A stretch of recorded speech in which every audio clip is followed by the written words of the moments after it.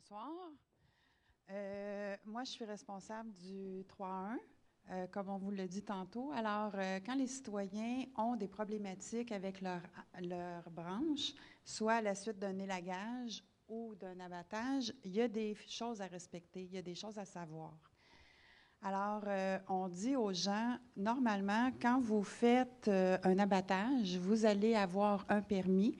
Donc, vous faites affaire avec un entrepreneur. L'entrepreneur, lui, dispose de règles pour se départir des branches.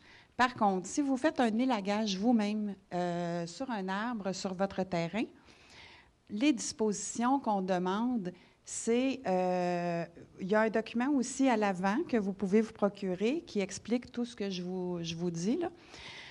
Donc, on vous demande, entre autres, et ce n'est que des exemples, mais de mettre les branches de façon perpendiculaire à la rue, le côté de la coupe, du côté de la rue, les moins de 20 cm, et il y a plusieurs règles. Souvent, les gens nous demandent pourquoi c'est compliqué, pourquoi vous demandez des détails comme ça. C'est parce qu'il y a un entrepreneur qui a un contrat avec la ville et qui se promène avec une déchiqueteuse. La déchiqueteuse ne peut pas prendre toutes les branches qui sont supérieures à 20 cm de diamètre. Alors, pour qu'il puisse se rendre sur place, prendre vos branches et les déchiqueter, c'est pour ça qu'on exige que les branches soient dans un rayon de 20 cm et moins. Aussi parce que pour une question d'opération, quand les employés se présentent, si les tas sont tout entremêlés et que les branches sont coupées très, très petites, c'est très difficile pour eux de démêler. Il y a des risques d'accident, des risques de blessures. Alors, on demande aux gens d'essayer de laisser les branches le plus long possible. Quand vous communiquez avec le 3-1, les employés sont vraiment au courant et sont en mesure de vous expliquer quoi faire avec vos branches quand vous leur dites dans quel état ils sont présentement. Les choses qu'on demande à ne pas faire, parce que ça arrive régulièrement où les gens vont nous rappeler puis ils vont nous dire « Oui, mais ça fait plus de 10 jours, ça fait un mois et demi, mes branches sont là, la ville ne les a toujours pas ramassées. » À ce moment-là, on envoie quelqu'un sur place voir c'est quoi la problématique. Ça aussi, dans le document, vous avez tous les cas possibles. Pourquoi ils n'ont pas été ramassés dans un délai de 10 jours qui devrait être raisonnable. Alors, souvent, c'est parce que, ça, c'est un exemple.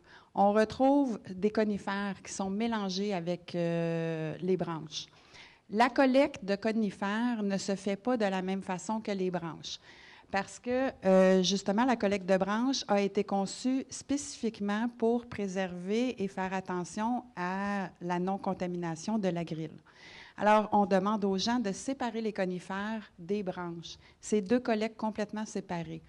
On demande également de ne pas mettre les branches aux déchets parce qu'on ne veut pas que ça se retrouve à se promener dans des lieux où on ne devrait pas.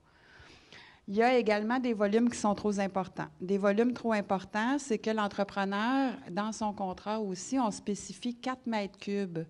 Il y a une capacité de 4 mètres cubes à chaque tas. Donc, on demande toujours aux citoyens, si vous avez plus de 4 mètres cubes, dites-nous-le. On va les ramasser. Par contre, on va faire 2 tas différents. Si tout est entremêlé, à ce moment-là, c'est vraiment difficile. Là. Ils tirent sur une branche, tout s'écroule, c'est dangereux, puis ça, on n'en ramasse pas. Alors, c'est pour ça qu'il y a des choses vraiment là, intéressantes. On demande aux citoyens de nous expliquer c'est quoi leur situation et on va leur indiquer là, les méthodes à faire. Les amoncellements dans les ruelles. On en retrouve aussi souvent les amoncellements sur les terrains privés parce que les gens disent ouais, mais moi, je l'ai mis sur le bord j'ai une clôture, fait que je l'ai mis sur le bord de mon terrain en arrière de la clôture. Les employés municipaux ne vont pas sur les terrains privés et ne vont pas dans les ruelles non plus.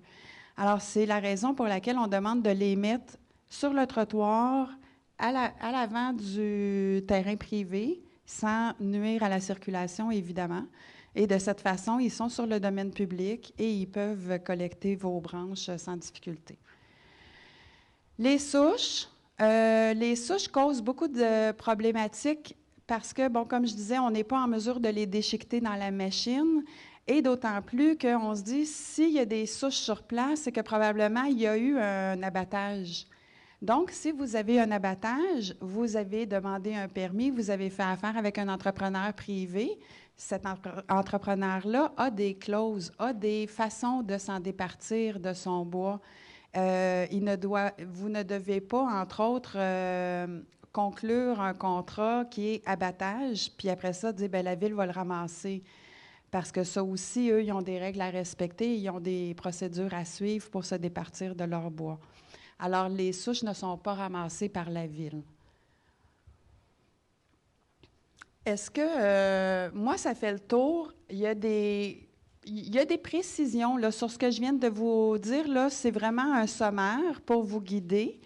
Le conseil que j'ai à donner, c'est peut-être ça, c'est communiquer avec les employés du 3.1 quand vous devez vous départir de branches. Ils vont vous expliquer lesquelles sont ramassables par ce programme-là et lesquelles on doit se départir dans les résidus verts, entre autres, ou autres.